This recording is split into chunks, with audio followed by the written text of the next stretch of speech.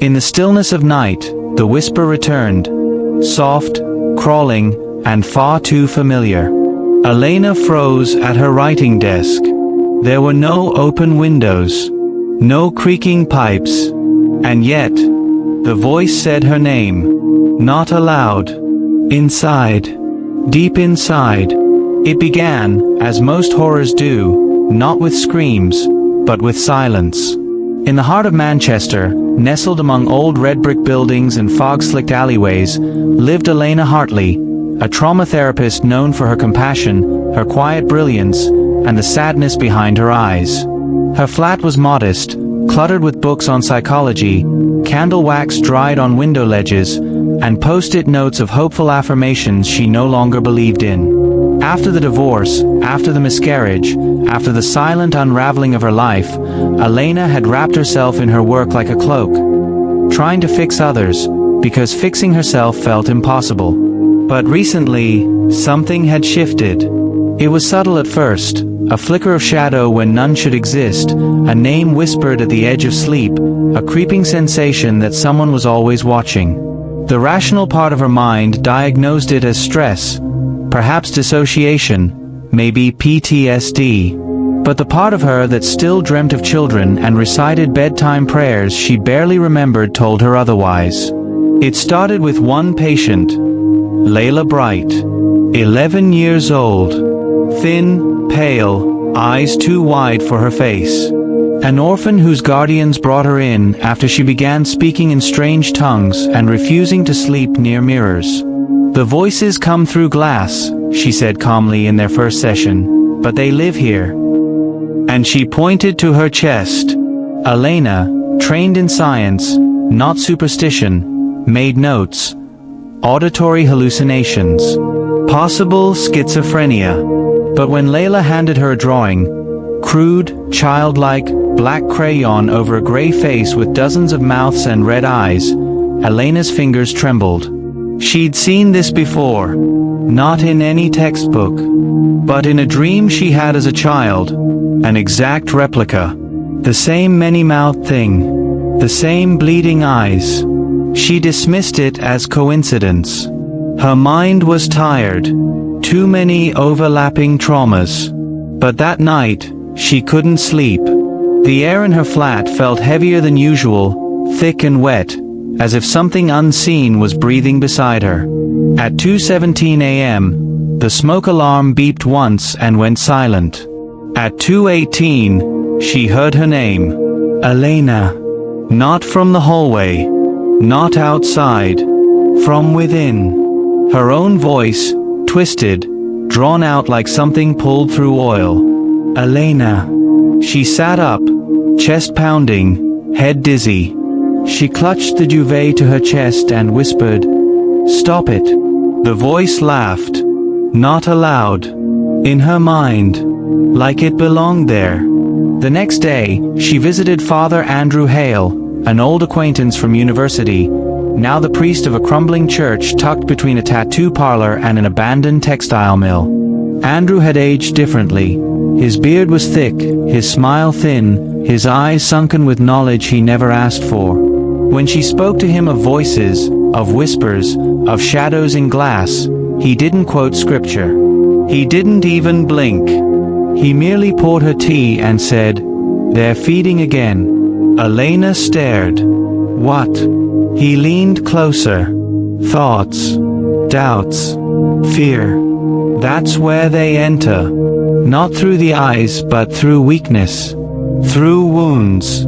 You've been cracked open. She stood to leave. This wasn't what she needed. But as she touched the door handle, he said softly, "I know what you hear. Because I've heard it too." That night, the whispers intensified. She heard her ex-husband's voice, cruel and cold, mocking her infertility. She saw her unborn child in a shadow on the wall. She smelled the sterile blood of the hospital, though her flat was empty. And then came the paralysis. She awoke, unable to move, eyes open, breath shallow, and something, crawling across the ceiling, head first, its mouth a gaping tear in its chest. "You belong to us," it gurgled. When she finally broke free, she screamed and vomited. But no one came. No neighbors knocked. Her flat was still. But her soul felt torn. The next morning, she received a letter with no return address. Inside was a single line: "Seek refuge in the Lord of mankind." That phrase haunted her. Not because of its weight, but because she had dreamed it the same night. Word for word. Spoken by a voice of light that she could barely remember. She went back to Andrew. "What is this?"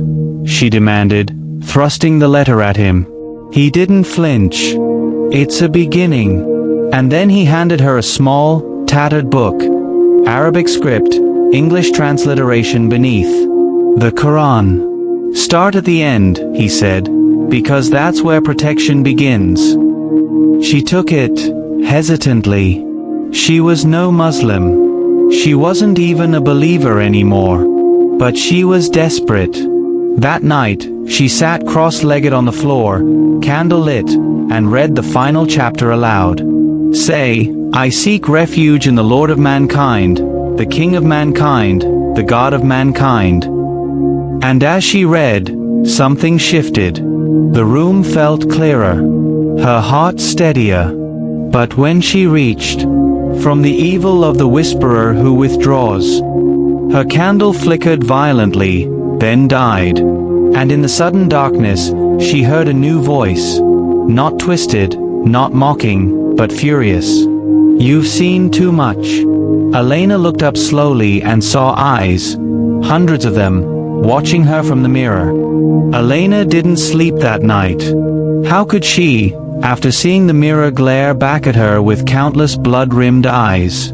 Even after she turned it to the wall, even after she lit every light in the flat, she felt them.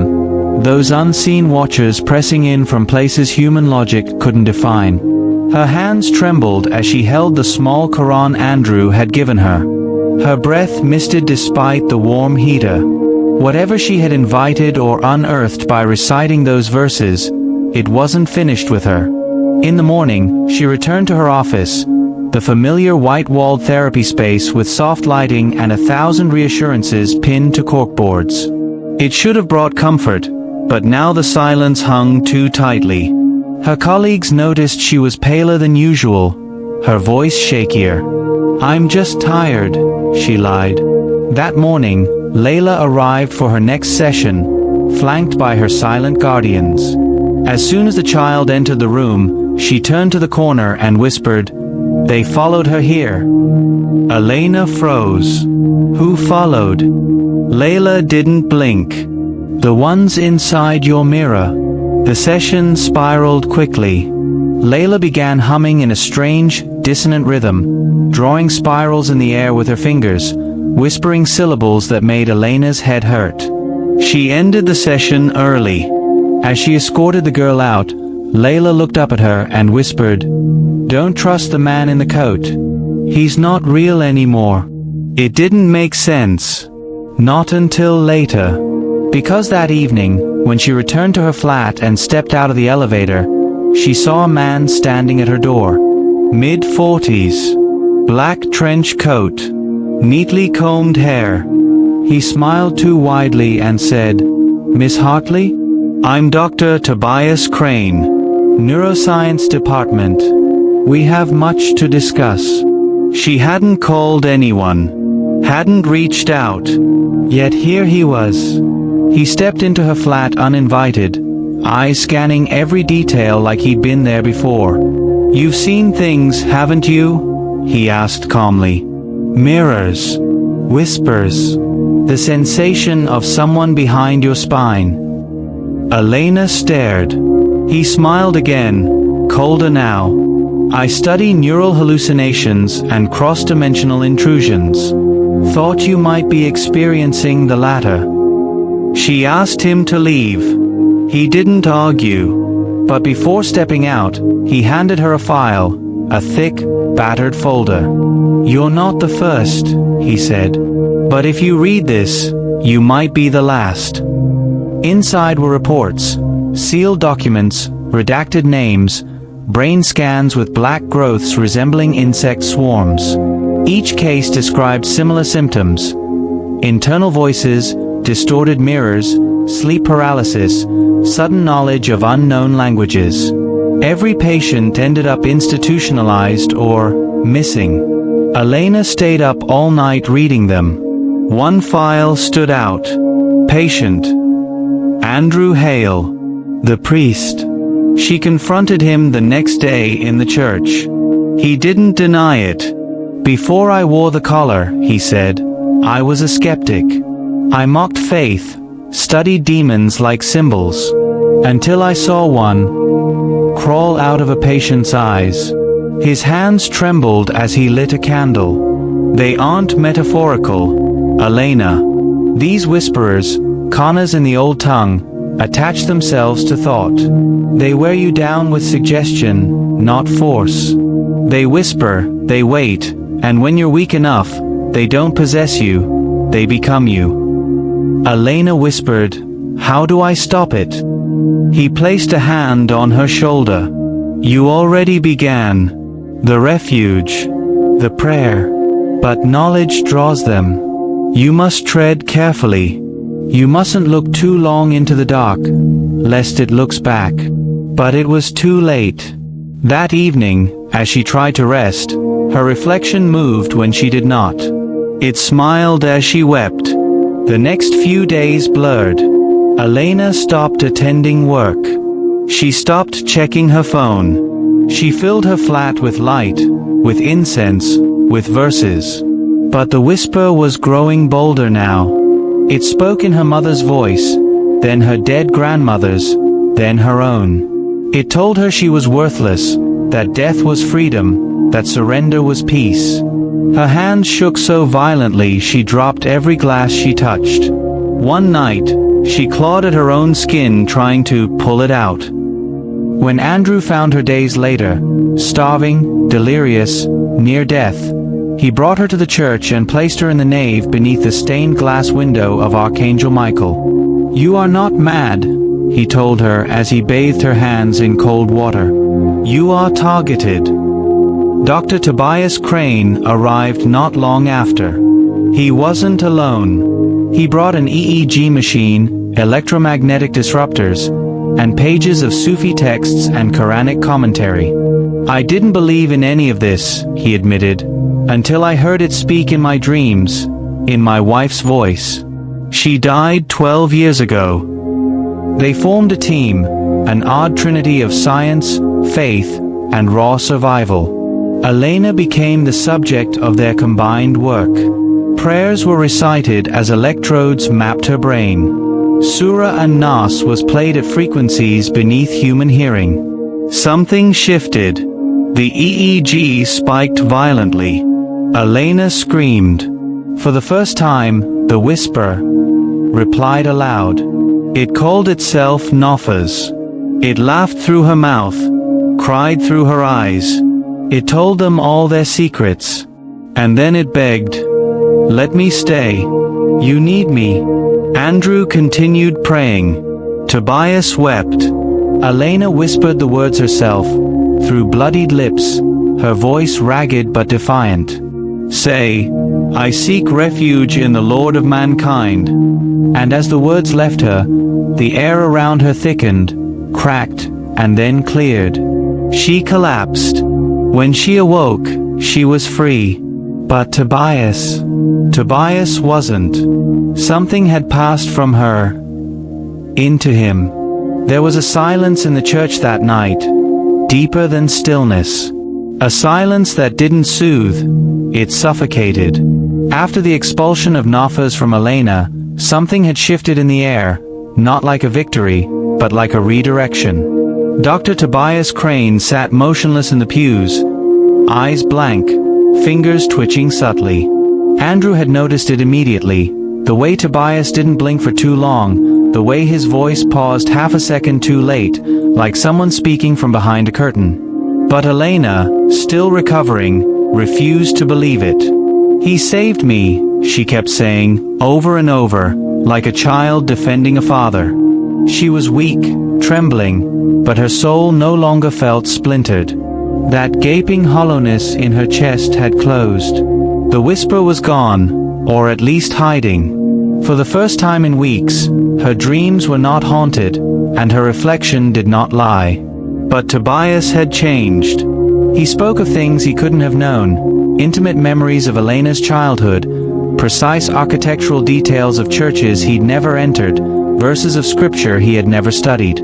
"Did you know," he said casually one afternoon, "that in ancient Syriac manuscripts, the word for whisper and breath were the same? Because what enters the soul rides on breath." Andrew's face tightened. "That's not in the file I gave you." Tobias only smiled, that same too-wide grin that now made Elena's skin crawl. That night, Layla returned to the church, eyes sunken, lips trembling. "It's back," she said softly, pointing not at the walls or the shadows, but directly at Tobias. "It's wearing his skin." Elena backed away instinctively. "No," she whispered. "No, I saw it leave." Layla tilted her head. "It left you, yes. But it stayed." The following days were a descent. Tobias insisted on running more tests on Elena, his hands lingering too long on her pulse, his questions growing invasive, laced with guilt and doubt. He whispered things when Andrew wasn't around. Insinuations, memories from Elena's failed marriage, from her dead child, from her childhood fears.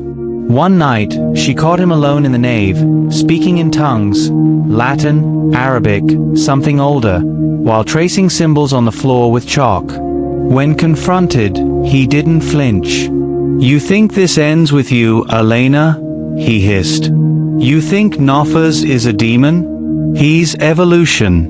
The next stage of awareness. You rejected him. That was your mistake." And his eyes, God, his eyes were wrong. Flat.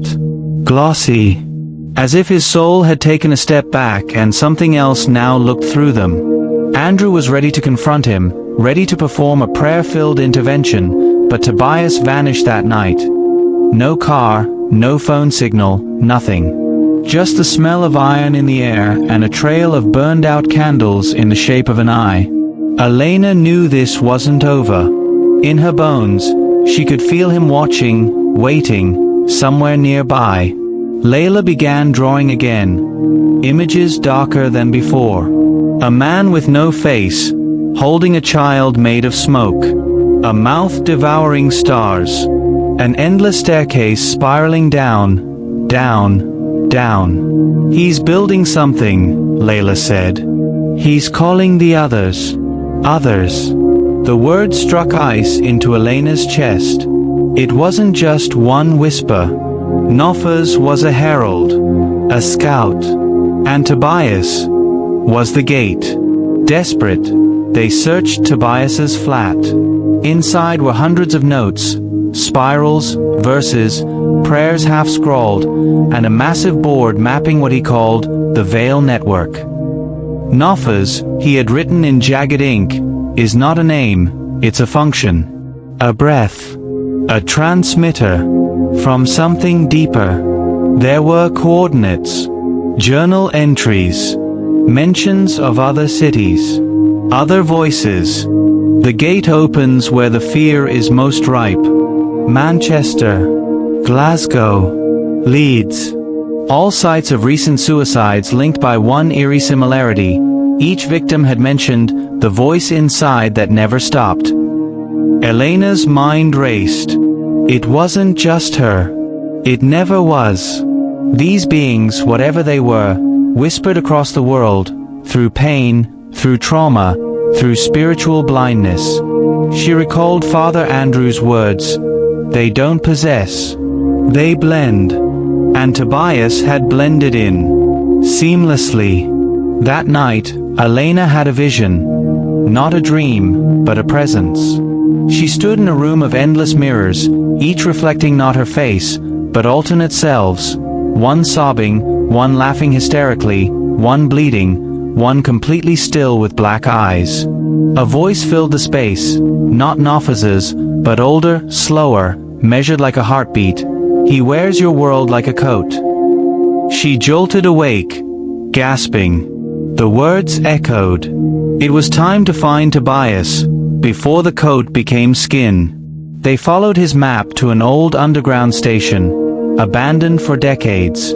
Beneath it, they discovered something unspeakable. A chamber, round, carved in symbols of multiple cultures: Sumerian, Akkadian, Coptic, Hebrew, even pre-Islamic sigils. In its center, a circle of burnt paper, teeth, and broken mirrors. And standing at the far end, Tobias. His back turned, muttering. The air pulsed with something ancient. "He's almost here," Tobias said, turning slowly. His voice now layered, 3 tones, like a chord. The whisper behind all whispers. "You've opened too many doors, Elena. Now you must listen." But Elena stepped forward, Quran clutched to her chest. "No. I've heard enough." She began to recite. "Say, I seek refuge in the Lord of mankind." Tobias screamed. The walls trembled.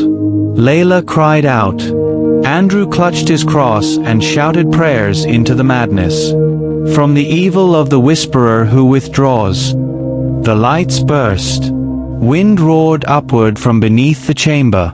And Tobias, no Nafaz, laughed through the cracking of his host's bones.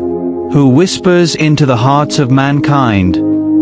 Blood rained upward, from among jinn and mankind. And then silence. Tobias fell, not dead, emptied. The chamber cracked down the center. The mirrors shattered. And something deep within the earth sighed, as if retreating. For now.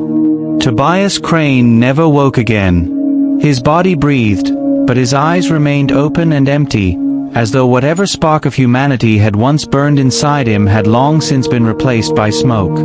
The doctors called it a rare neurological seizure. His brain scans glowed like wildfire with activity, yet no consciousness stirred. Elena stood by his hospital bed in silence, the Quran held close to her chest like a fragile shield.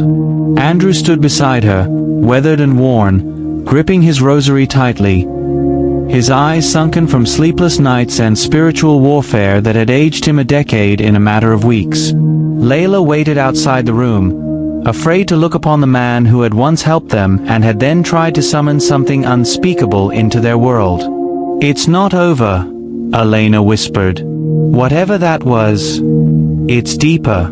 Tobias was just a conduit. A door. Andrew nodded, barely able to speak. They all knew it.